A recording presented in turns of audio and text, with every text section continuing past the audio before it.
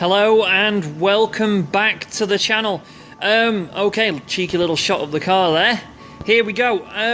I've had this past week a couple of really good questions, one on the phone and one through the actual YouTube channel here, and I felt it was worth a video in between making the video talking about the wheels and everything else. So what I want to talk to you about are two things.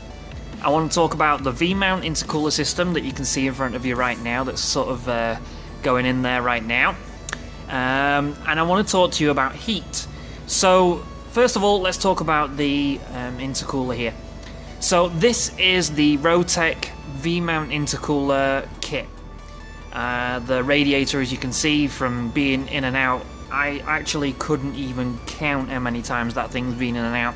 Has got a little bit battered, but the kit obviously will come with a brand new radiator when you get it. So this is how it installs. It is quite an easy system to install.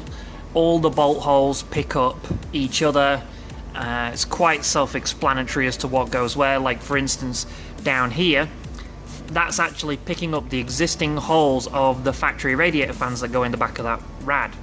So what you do is you put that bracket in between the fan and the metal of the radiator, and you bolt up underneath it and it secures it, and then there's going to be a piece of extrusion that goes across here that bolts to either side that supports the bottom of the Rad. Now this is put in with aircraft grade aluminum, so we've got a 90-degree 1.5 inch extrusion here. We use threaded inserts, so when you get this kit you will actually get the tool and the threaded inserts to do this, and it goes right into the front panel there, drops down, that's reinforced with another 1/4 inch aircraft grade aluminum plate, and that goes right off into the back. As you can see, it's all notched and cut out, and that actually completely blocks off the intercooler and the radiator. So if we move on to top here, so that's the plate going all the way back, and then that screws down to the actual structure, the actual Rad Support Bracket that runs across the vehicle there. This piece that's in here right now, when that's actually in, there's 90 degrees on either side of it. It's not quite long enough, unfortunately. I'm going to have to adjust that.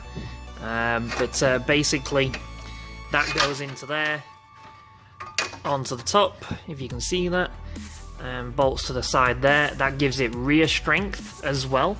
It also, what it does is it butts up against the intercooler, so it means that when this system's actually in, there is absolutely nowhere for the air to go but through that radiator and through the intercooler, and then if you've got any kind of venting or anything like that, through the hood. So the efficiency of this is extremely high, very high. 2-core Rad, very efficient Rad, and then we're running an intercooler that is quite literally 4 times the size of the stock intercooler. So by the time you finish, this is an extremely efficient cooling system, and the strength of it is insane. So these are M8 bolts on here. Again, I mean literally solid as a rock already, so none of this will be going anywhere. It's going to be a really sturdy, really good system. This will actually stop debris and rocks and anything underneath actually puncturing up as well. There's going to be a really nice plate goes across the front, and then a 90-degree extrusion like this goes back, so that kind of hides that, and you end up with this beautiful looking aluminum box section for the whole front end. So when you look in the bumper, it'll just be like really nice plate aluminum, and then it'll actually be the radiator fins that you see, and that'll pretty much be it from your front bumper. But extremely well fitting, absolutely spot on. I'm extremely pleased, and I've spent the last 2 days doing nothing but, because of course this was all built, so for the last 2 days I've done nothing but blueprint and part number all these parts, catalogue and measure everything, and I've even set up the actual table for the templates, so everything's marked on the table as to what needs to be cut to where, so we can run more of these kits off as and when required. So the intercooler will sit right on that plateau there, and it'll be completely boxed in. So the goal is that the next video that I bring you, At some point we'll show you how this all sits before the bumper goes on. I'll make sure we get a video with the intercooler in, everything buttoned down, everything solid, and you can see exactly what's going on. I was going to weld a lot of this stuff, but I was talking to a gentleman, and every car is different. Every car is slightly different, and there isn't a lot of play when you start welding. By putting bolts and retained nuts into all of these pieces like a jigsaw puzzle, it means that we've got flexibility. You might have got a millimeter of movement on each nut.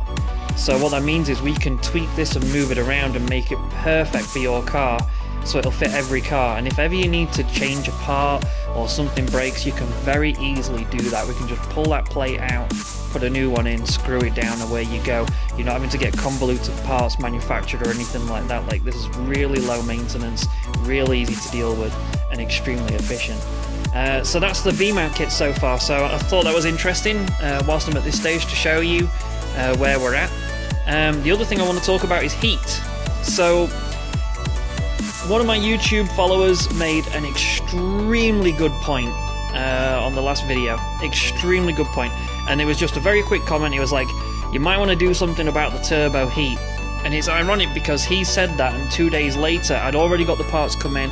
2 days later, they arrived. So this is a titanium T4 flanged heat shield. And it is massively thick. I'm not joking, that is probably 1.5 inch thick. It was actually really hard to feed it through and get the springs in and everything else. But I'm absolutely positive that is going to do a epic job of keeping heat down in there. Absolutely amazing. Extremely irritative. As I was touching it, my hands were coming up in rashes and stuff like that. But it is one of the best things you can do, bar Inconel. And Inconel is massive, and I've not got time because of shows and commitments and stuff like that to actually manufacture an Inconel box section for that.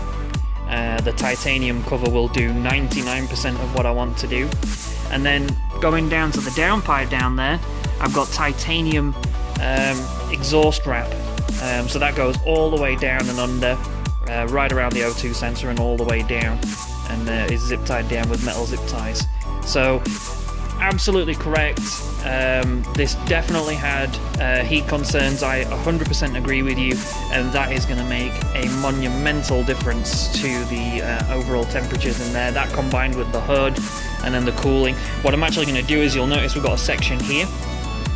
So what I'm actually going to do is, like Aria Memia, I mean, theirs looks pretty rough, it's this orange tubing, but I'm actually going to run like a ram air tube that comes up here and then feeds directly to the air filter. So as you're driving, it actually rams cold air in towards it, because unfortunately, because of the setup, we can't actually run any kind of cool intake system in this. Like before, you know, we've got vents in the actual lids and things like that. We can't do anything too cool because of the styling that I've chosen and positioning of everything.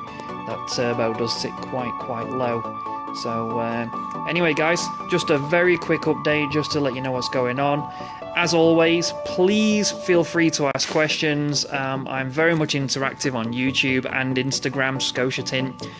I answer every single question and love helping the community out. It's all part of helping everybody out here. So if you've got any questions or any comments, please feel free to post.